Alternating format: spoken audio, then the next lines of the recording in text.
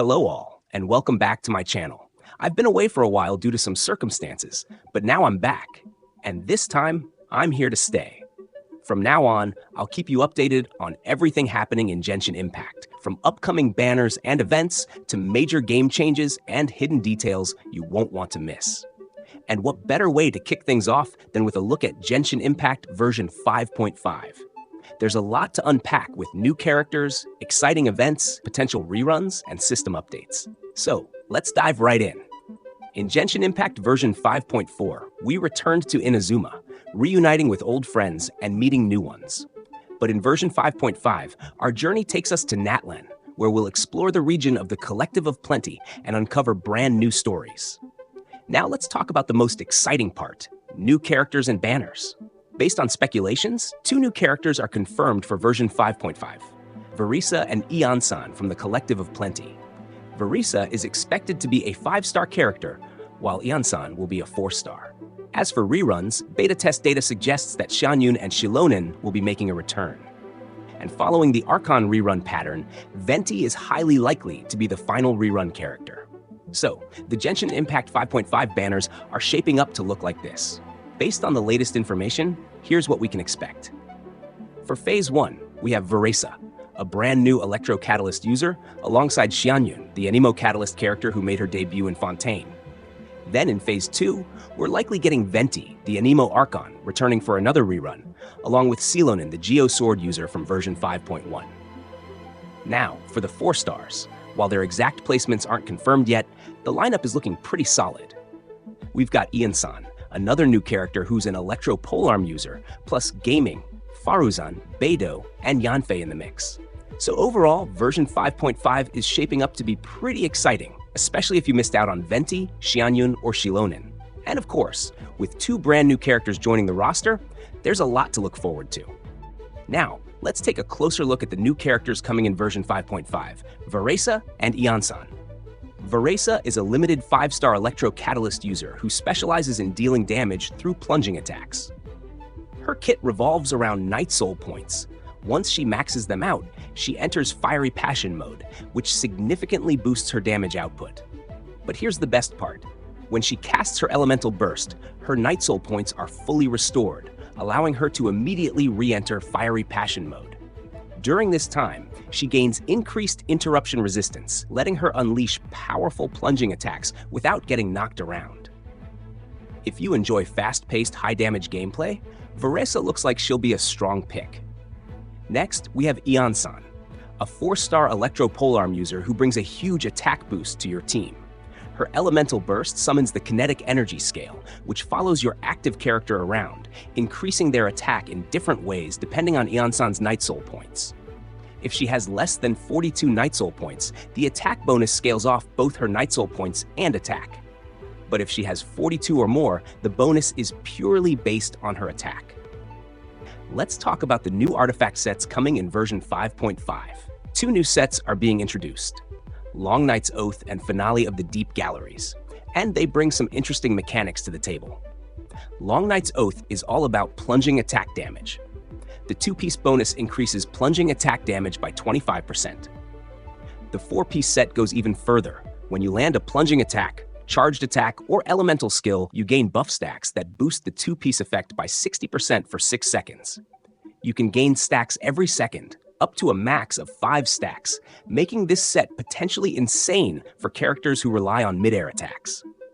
Now, this set seems like a perfect match for Varesa, since her entire playstyle revolves around plunging attacks. But here's where things get interesting. Since it boosts plunging attack damage, Xiao might be able to use it too.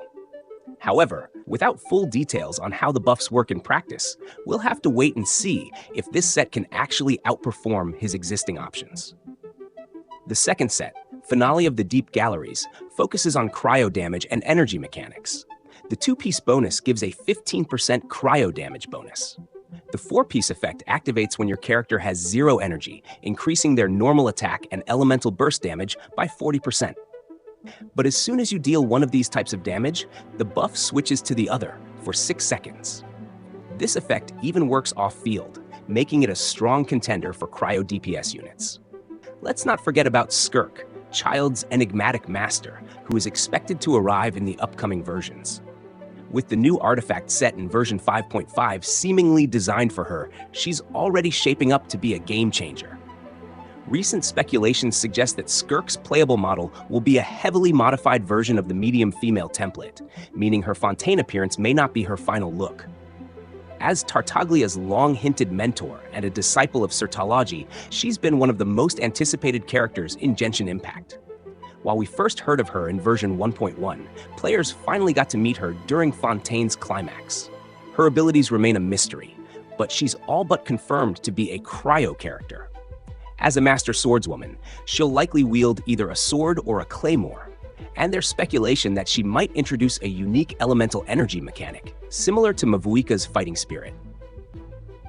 As for her release, all signs point to version 5.7, likely coinciding with Marajivari's debut, the final natlan expansion before the journey to Snezhnaya. Reliable sources suggest her model will receive adjustments, though it's unclear how drastic they'll be. If it's anything like Baiju's pre-release upgrade, expect a refined look while keeping her original essence intact. With Varesa and Iansan shaking things up in version 5.5, Hoyoverse seems to be leaning toward more diverse character models. That leaves just 4 unrevealed characters on the roadmap: Aoife, Dahlia, Effie, and of course, Skirk. While Aoife will be Natlan's final addition before version 6.0, there's no doubt that Skirk will be the true highlight of the second half of Natlan's story.